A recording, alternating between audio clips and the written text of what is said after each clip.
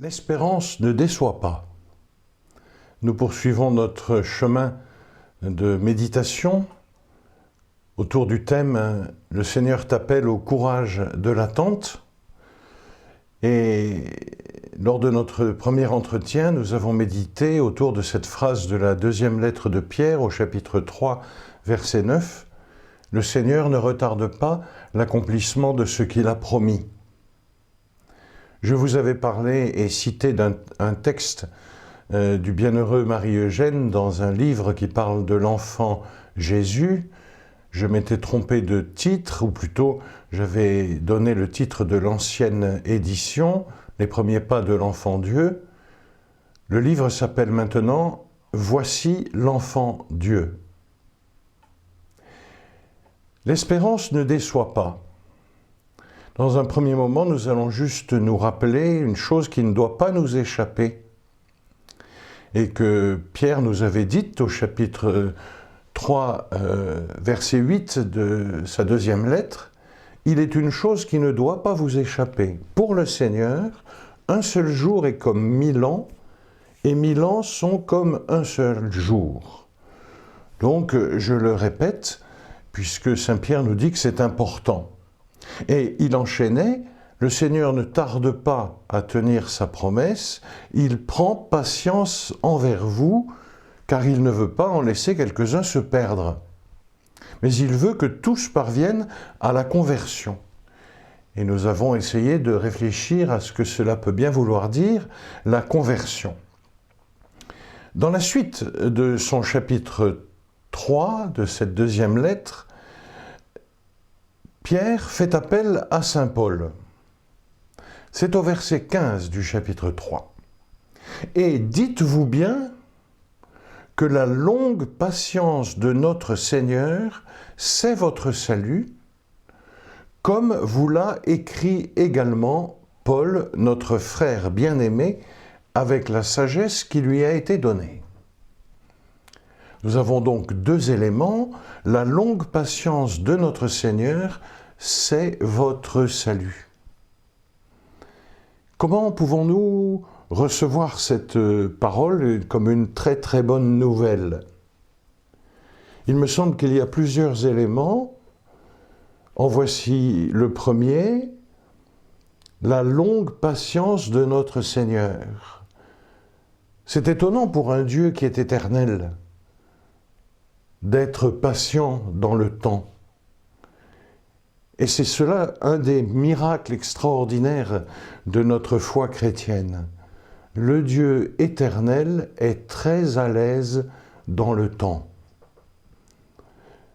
Une des plus belles manifestations de cette réalité si étonnante et difficile, impossible même à conceptualiser, c'est le temps de l'Avent, ou plutôt le temps qui s'écoule du 25 mars au 25 décembre, où le Verbe de Dieu, éternel, tout-puissant, entre dans le temps de l'homme en acceptant, en consentant joyeusement à recevoir, à assumer une toute petite humanité dans le ventre de Marie. Et cette petite humanité se déploie, se développe progressivement au rythme des pas de sa maman, de ses activités, de ses soucis, de ses joies. La longue patience de notre Seigneur, quelle bonne nouvelle pour nous! Il n'est pas un instant de notre temps qui, en quelque sorte, inquiète ou soit étranger à la présence agissante de notre Seigneur Jésus. En lui, nous avons, comme dit saint Paul dans les Actes des Apôtres, la vie, le mouvement et l'être. Et nous ne pouvons pas penser la vie sans une histoire. En lui, nous avons la vie, le mouvement, l'être. Notre histoire est en lui. Son histoire devient la nôtre, notre histoire entre dans la sienne. Et c'est cela notre salut, car il s'agit bien pour nous de construire une histoire qui ne soit pas en rébellion ou simplement en étrangeté, en mépris de l'histoire de Jésus dans ce monde. La patience de notre Seigneur, c'est votre salut. C'est nous dire aussi à quel point le salut implique certes une activité de notre part, mais il est d'abord un don qui nous est sans cesse renouvelé. Chaque matin, le don est nouveau. Comme vous l'a écrit également Paul, notre frère bien-aimé. Alors, au verset 16 du chapitre 3, Pierre est un peu taquin, mais il dit d'abord que c'est vraiment le message essentiel de Paul. C'est ce qu'il dit encore dans toutes ses lettres, où il traite de ces sujets. Alors, est-ce que Pierre a lu les lettres de Paul ? Est-ce que cela nous montrerait que la deuxième lettre de Pierre lui est attribuée sans avoir forcément été écrite par l'apôtre? Nous laissons ces questions aux exégètes qui certainement en discutent avec profit. Et alors, Pierre continue, dans ses lettres, on y trouve des textes difficiles à comprendre. Est-ce que cette difficulté des textes ne nous aurait pas par hasard découragé un peu? Est-ce que nous osons lire et relire encore les lettres de Paul? Elles sont tellement pleines de sa vie, de son expérience, et tellement pleines aussi, comme tous les textes de l'Écriture, de la présence agissante de l'Esprit de Dieu pour nous conduire à la connaissance de Jésus-Christ. Et puis Pierre continue. « Quant à vous, bien-aimés, vous voilà prévenus, ne vous laissez pas entraîner dans l'égarement des gens dévoyés. » Prenez garde. Prenez garde. Ne vous laissez pas entraîner. Au début de ce temps de l'Avent, ne nous laissons pas entraîner par l'égarement des personnes qui ont perdu la route. Dévoyés, ça veut dire qui ont perdu la route. C'est une constatation que l'on peut faire bien souvent, mais où allons-nous? Que faisons-nous? Pourquoi tant de choses? Pourquoi tant de difficultés? Pourquoi tant d'activités? N'abandonnez pas, dit Pierre, l'attitude de fermeté qui est la vôtre. Il est vrai que nous sommes disciples du Seigneur, notre baptême a un mouvement qui nous porte vers l'accomplissement de notre joie, de notre bonheur, mais surtout l'accomplissement de notre mission au service de l'humanité. Celui qui suit le Christ devient lui-même plus homme, comme dit le Concile Vatican II. Il est vrai que nous avons ce mouvement-là, que nous avons bien pris des décisions pour le mettre en œuvre. Ces décisions sont-elles toujours fermes? Reconnaissons que non. Et par conséquent, nous pouvons demander dans notre prière, aujourd'hui et les autres jours, d'être renouvelés dans la fermeté de notre décision. Et alors, n'abandonnez pas l'attitude de fermeté qui est la vôtre, mais continuez à grandir dans la grâce et la connaissance de notre Seigneur et Sauveur Jésus-Christ. Continuez à grandir dans la grâce.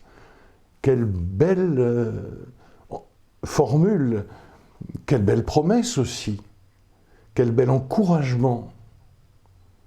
La grâce grandit.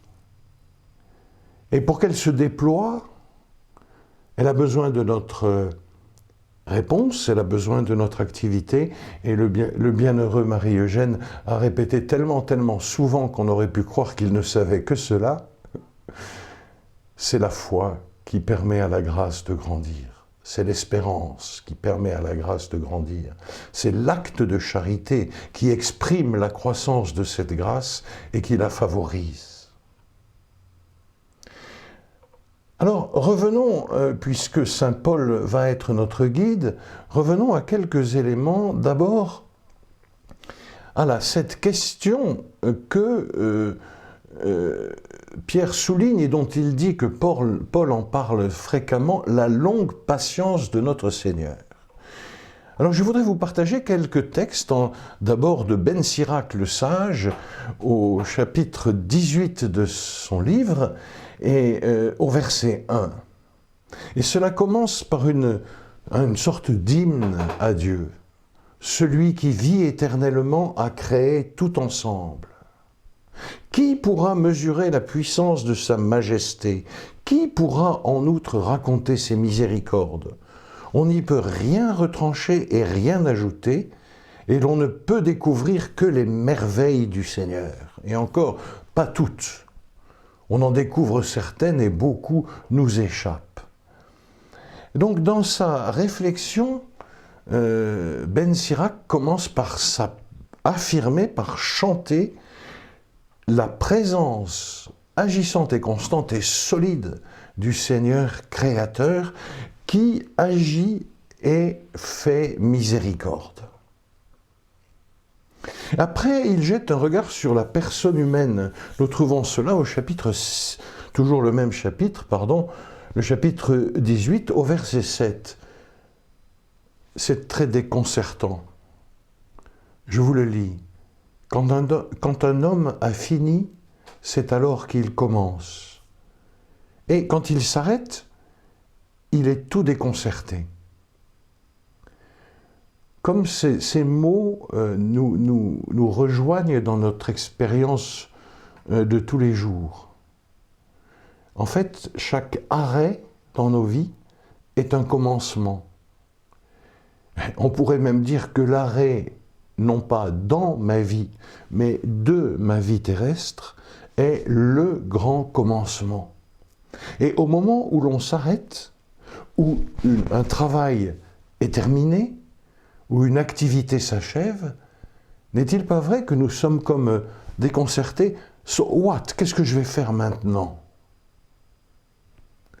Qu'est-ce que l'homme, dit Ben Sirac? À quoi sert-il? Quel est son bien et quel est son mal? La durée de sa vie s'entend tout au plus. Une goutte d'eau tirée de la mer, un grain de sable, telles sont ces quelques années auprès de l'éternité. Il y a un choc magnifique ici qui nous est donné, qui nous est provoqué en nous. La fragilité de la personne, c'est comme une petite goutte d'eau tirée de la mer, un grain de sable. Telles sont nos années, oui, mais ce sont ces années-là qui attirent et qui sont le lieu de la grande patience de Dieu. Et voici ce qu'il dit au verset 11, notre ami Ben Sirac, de son chapitre 18. « Voilà pourquoi le Seigneur use avec eux de patience et répand sur eux sa miséricorde. » Nous commençons à entrevoir ici quelles seront les sources de notre espérance. C'est parce que nous ne sommes que ce que nous sommes que le Seigneur use pour nous de patience, c'est-à-dire met en œuvre sa patience. Et on pourrait dire, comment la met-il en œuvre? Il répand sur eux sa miséricorde. Explication de Ben Sirac.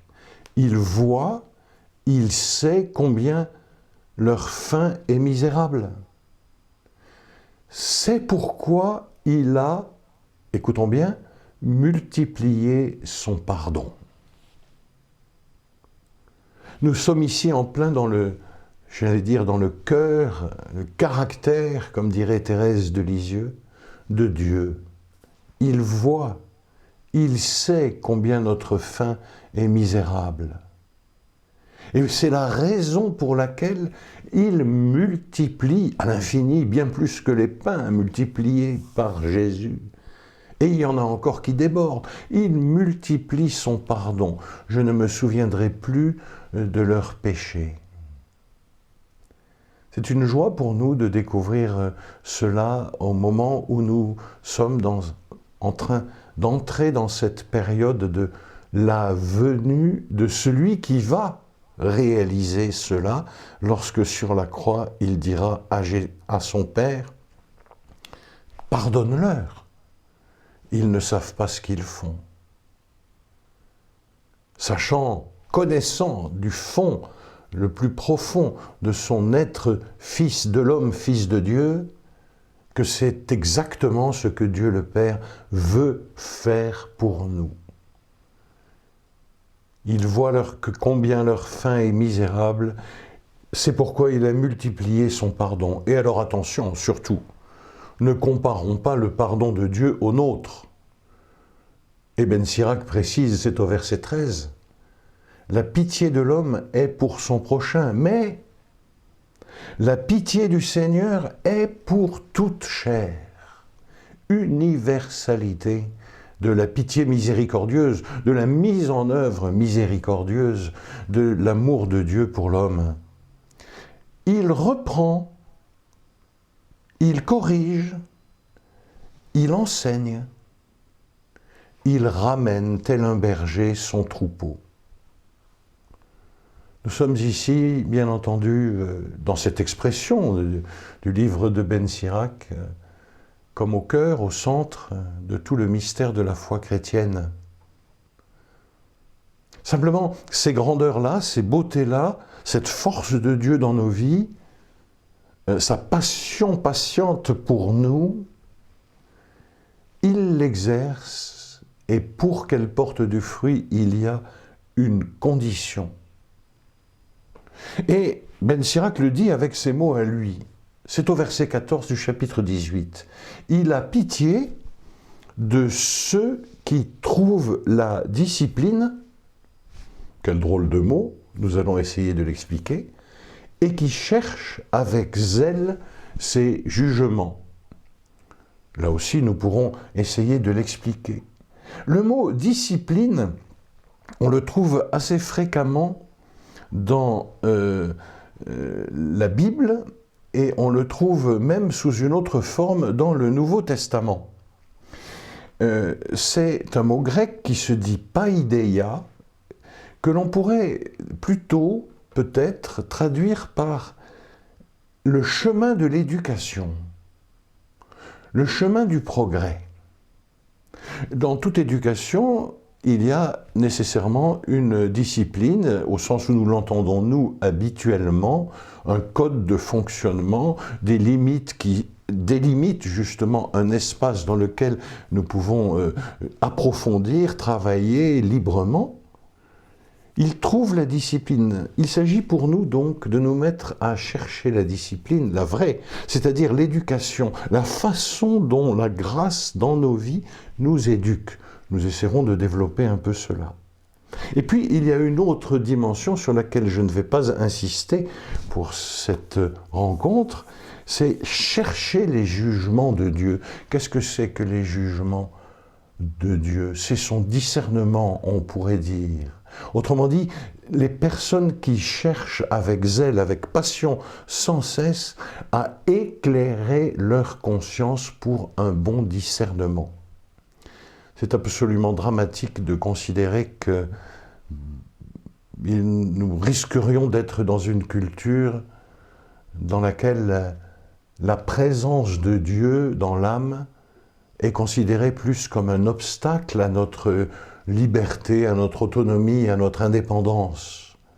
Ce qui fait que nous chercherions des discernements en oubliant que c'est le Seigneur qui a les bons discernements pour les actions concrètes et pour chacun de nous.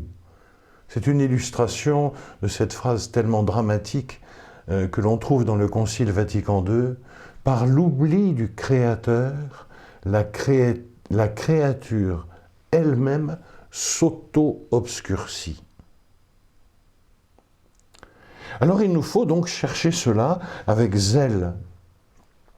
Et si pour l'homme insensé, dit Ben Sirac, cette discipline, ce fait que nous avons besoin d'être éduqués, d'être conduits d'un point à un autre, du point où nous sommes vers la liberté véritable qui est celle de la gloire des enfants de Dieu, Si pour les insensés, cette discipline apparaît comme des entraves à ses pieds et des menottes à sa main droite, dit le texte, pour l'homme sensé, espérons que nous le devenons un tout petit peu, la discipline est un bijou en or, un bracelet à son bras droit. Chercher la loi de Dieu, chercher sa lumière, la recevoir puisqu'on est sûr qu'il veut nous la donner,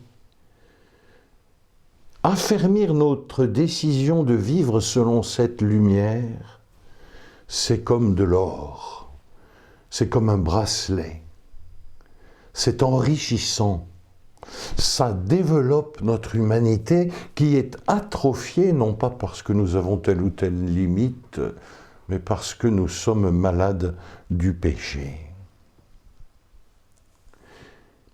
Alors ce mot éducation, nous le retrouvons en effet dans le Nouveau Testament. Par exemple, dans la deuxième lettre de Paul à Timothée, au chapitre 3, verset 16. « Toute écriture, dit-il à Timothée, est inspirée de Dieu et utile pour enseigner, réfuter, redresser, former, c'est le mot discipline, et former à quoi ? À la justice. » On parle beaucoup de miséricorde, mais l'action miséricordieuse de Dieu, par le pardon et la croissance sans cesse renouvelée de notre amitié pour lui, nous conduit à être des hommes justes. Il s'agit bien que nous puissions contribuer efficacement à bâtir un monde d'amour, de justice et de paix.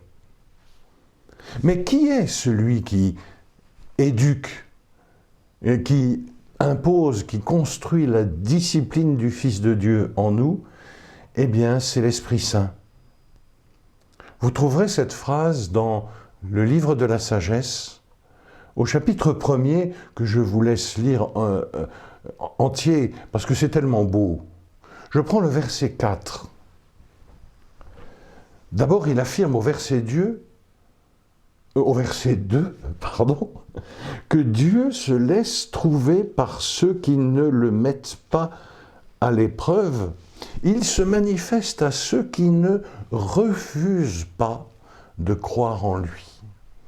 Voyez-vous la sagesse magnifique ici de ce livre.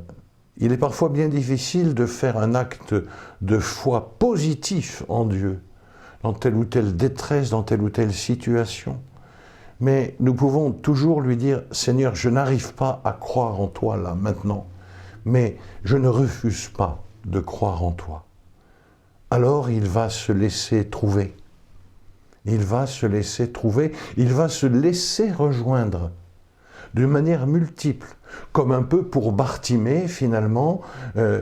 Bartimée a été rejoint par les envoyés de Jésus. Confiance, lève-toi, il t'appelle.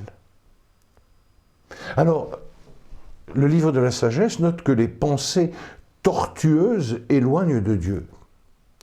Et une pensée tortueuse, c'est une pensée finalement qui ne veut pas aller au bout d'elle-même et qui donc n'accepte pas de se laisser critiquer par plus grand qu'elle. C'est une pensée qui louvoie de peur d'être soumise à un discernement qui lui ferait prendre conscience qu'elle est fort limitée. Et le livre de la sagesse continue. La sagesse, elle ne peut entrer dans une âme qui veut le mal. Il ne dit pas, elle ne peut pas entrer dans une âme qui fait le mal. Parce que vouloir le bien est en notre pouvoir, mais non pas l'accomplir. Le bien que nous voulons, nous avons du mal à l'accomplir, et le mal que nous ne voulons pas, nous l'accomplissons. Il s'agit donc pour nous d'accepter, de consentir à ce fait de l'ambiguïté de notre personne. Nous voulons le bien, nous n'y arrivons pas. Mais tant que nous ne voulons pas le mal explicitement, la sagesse peut entrer dans notre âme. Et voici cette phrase magnifique. L'Esprit Saint, éducateur des hommes. fuit l'hypocrisie. Il se détourne des projets sans intelligence et quand survient l'injustice, il la confond. L'Esprit Saint est éducateur des hommes. Jésus le développera, cela bien entendu. Il vous conduira à la vérité tout entière. Il vous enseignera, il vous rappellera tout ce que je vous ai dit. L'Esprit Saint est notre éducateur, mais là aussi il y a une condition. Il ne faut pas que nous soyons des hypocrites. Littéralement, des gens qui sont tout le temps en train de juger a priori. Un jugement, une attitude d'esprit dominatrice. Nous sommes, avant toute chose, nous savons.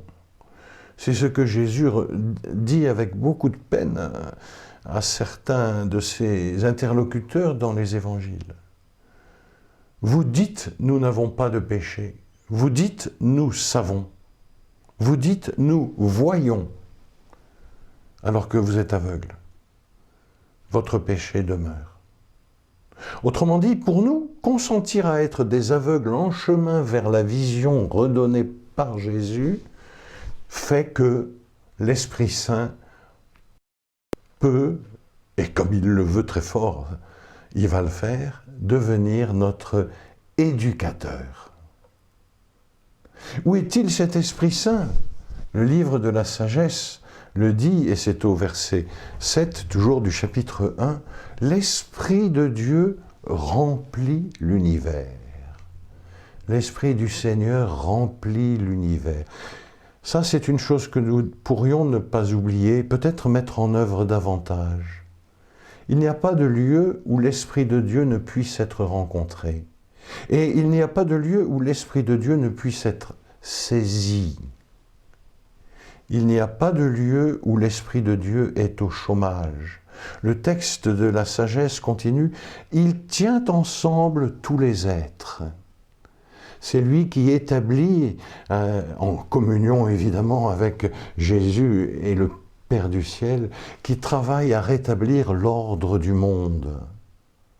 C'est lui qui fabrique la communion entre les personnes et donc qui combat les ferments de division que sont nos péchés, que sont nos tendances, que sont nos jugements hypocrites, qu'est notre orgueil.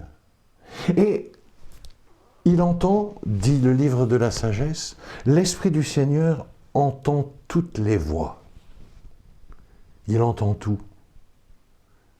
Comme c'est bon pour nous de nous dire qu'une voix gémissante et découragée, comme cette nuit lorsque je n'arrivais pas à préparer ce topo, il l'entend. Une voix écœurée, lorsque je prends conscience de la gravité de mon péché et de ses conséquences pour les autres, conséquences irréparables, ce gémissement, il l'entend. Et il en tient compte. Sois sans crainte. Voilà l'Esprit Saint. Alors on comprend que la patience de Dieu devient le fondement de l'espérance de l'homme. Et nous allons maintenant écouter saint Paul dans la lettre aux Romains, chapitre 5, versets 1 à 8, mais c'était peut-être un peu long, nous verrons. Nous qui sommes donc devenus justes par la foi, nous voici en paix avec Dieu par notre Seigneur Jésus-Christ.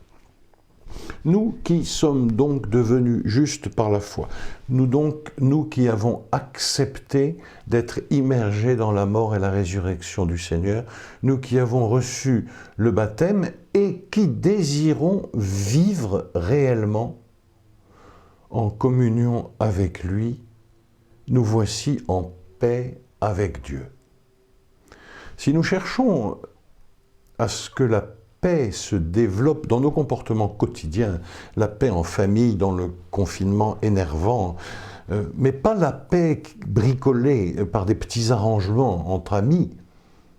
Non, la paix véritablement que nous supplions Jésus de nous donner à chaque célébration eucharistique. Tu as dit à tes apôtres, je vous laisse la paix, je vous donne ma paix, ne regarde pas nos péchés, mais la foi de ton Église. Donne-lui, donne-nous, donne-moi, donne-lui, à elle, toujours cette paix.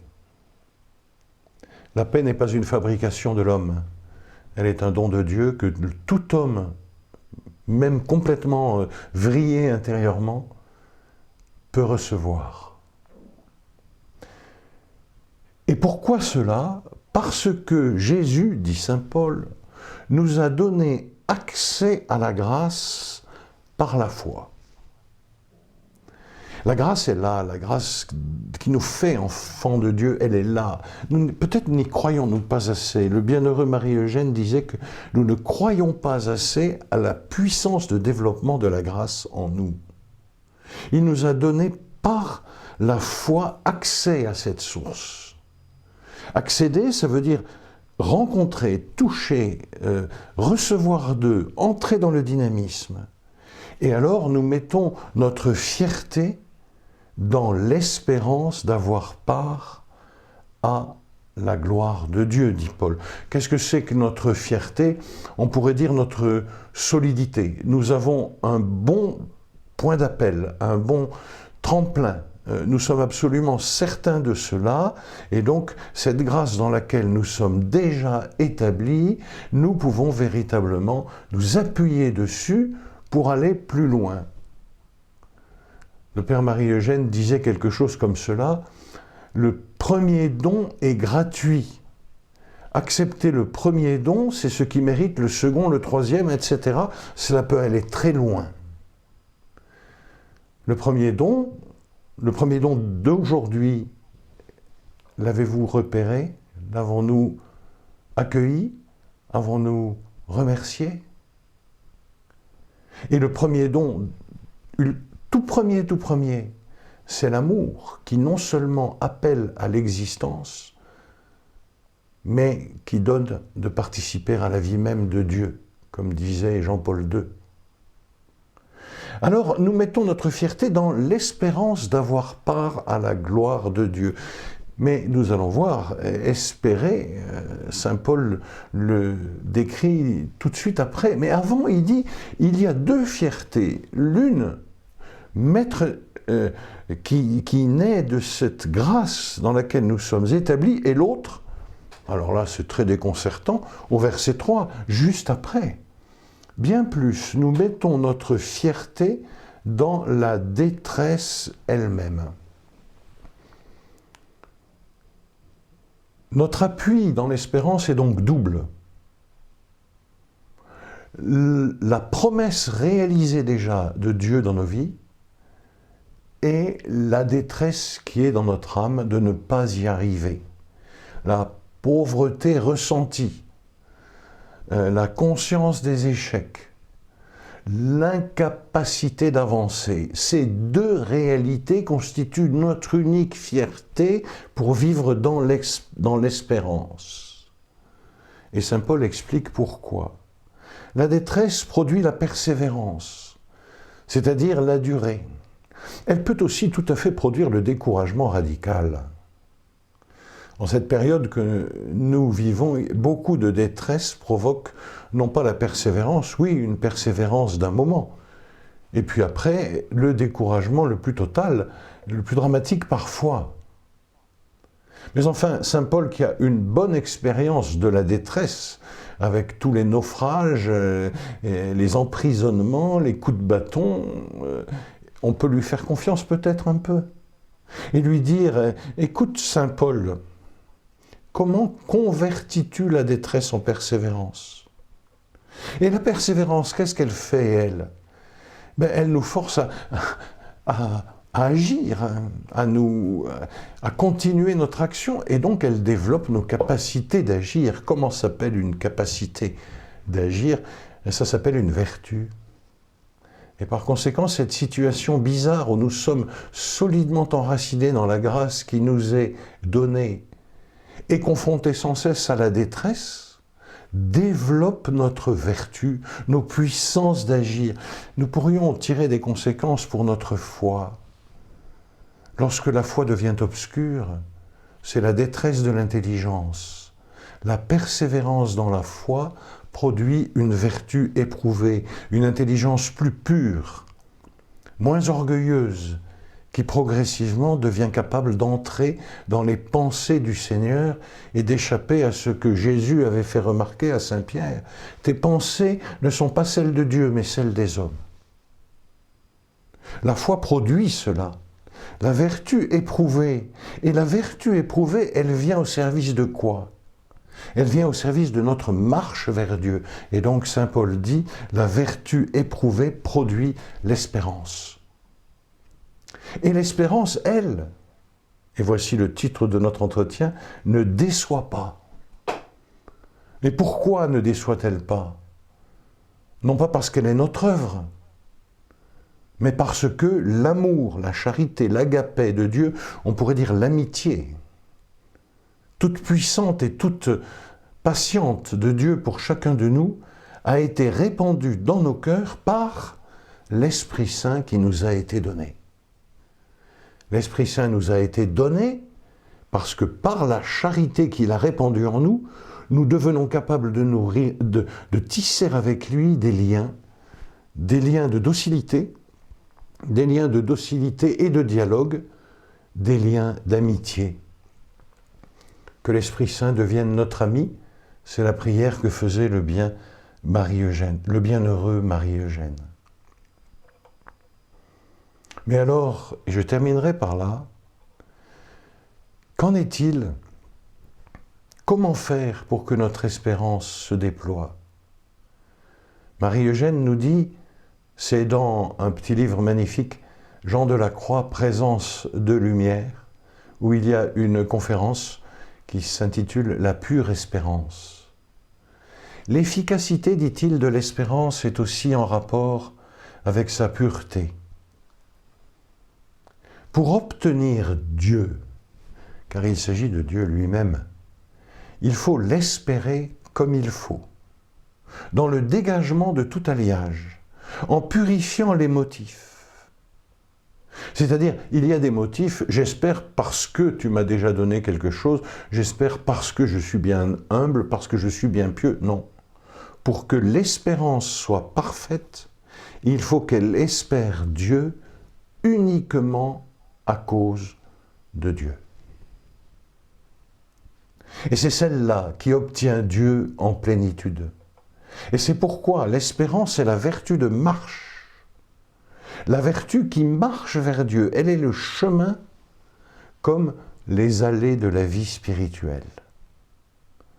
Pour aller à la vie, il faut purifier notre espérance. Que le Dieu, dit saint Paul, de la persévérance et de la consolation vous donne d'être d'accord les uns avec les autres selon le Christ Jésus. Ainsi, d'un même cœur, d'une seule voix, vous rendrez gloire à Dieu, le Père de notre Seigneur Jésus-Christ. Donc, accueillez-vous les uns les autres comme le Christ vous a accueillis pour la gloire de Dieu.